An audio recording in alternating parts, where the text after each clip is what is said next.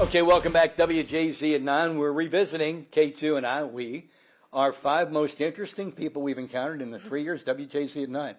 Juliet Ames, even though we've become friends, I call you Jules, Julie. Yes. But your name is Juliet. Yeah, I corrected you probably 2 years ago. I said I usually go by Jules or Juliet, and you said I usually go with Tito's. Well, there you go. Snappy ad lib is my game. WJZ at 9 is my fame. Listen, I looked up the definition of the word kitsch. It's a term to describe something that is tacky, showy, but appeals to a popular taste. For example, you might describe a souvenir shop, a restaurant, or a piece of art as kitschy. Examples include car mirror dice, plastic flamingos, dashboard hula dancers, and greasy spoon restaurants. Yeah. That doesn't say Charm City, none does. Pretty much. But you brought kitsch back to Baltimore at a time where it was on the wane. Talk about that.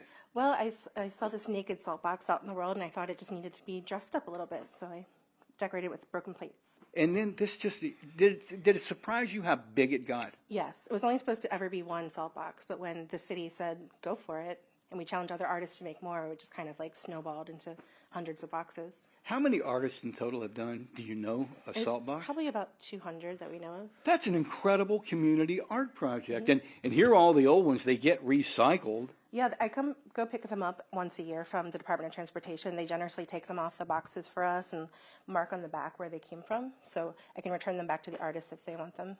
And then new ones go out next year.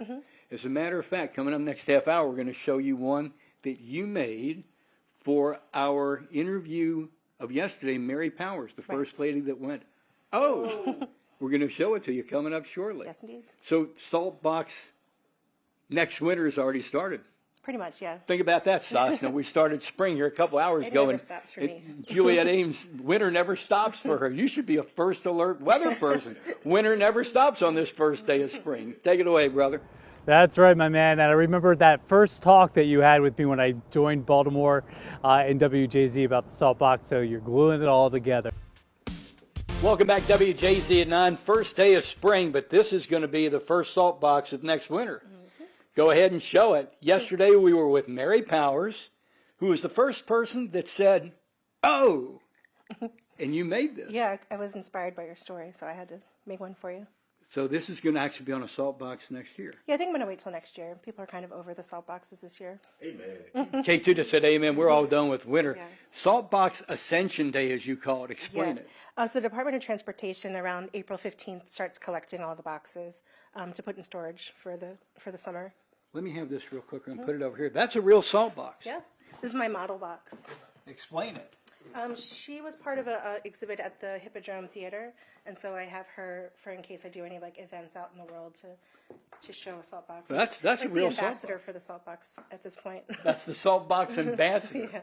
Are you going to put something on the front or? No, she's just kind of the model. I'm going to maybe put her on wheels so she's easier to move around. We have breaking news now. We've now given salt boxes gender. Yeah. Well, no, I mean, they've become a real thing. Yeah. I mean, I always kind of personify them a little bit. They're like my little babies. And how many of them are there? Do we know? Nobody really knows. I mean, salt boxes. Maybe 1,000. Wow. There's that many of them? A lot of them are still at storage at DOT or in disrepair, so not all of them are out in the world. But there's a couple hundred with art. Yeah. Wow. You are now making these to sell. That's frameable. Yeah, people always want the used panels for decoration, so I decided just to make them out of canvas, so they're, better made than the plastic. Got it. Your website is ibreakplates.org. .com.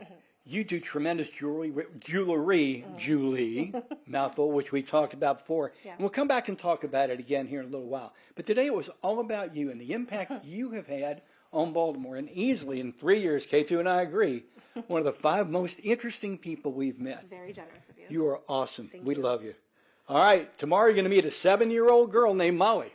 By the way, she was 7 years old in 1929. We'll explain it all. Back to you.